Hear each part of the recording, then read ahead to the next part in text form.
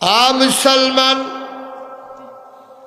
মন দিয়ে শুনো রে বাপ, এবার সব জাদুঘর ইসলাম গ্রহণ করে ফেলল। ফেরাউন দেখলো নমুনা খারাপ, এক শ্বাসে ধুর নেয়, দ্বিতীয় শ্বাসে জানি আমারে সহ আর কারে কারে নেয়। ফেরাউন ছিলেন, দেখো মুসা তোমার সাপটা আটকাও, যেটাই করি একটা বুঝ কর। এরপরেও কয় না ইমান আনাম, সিটার কারে কয়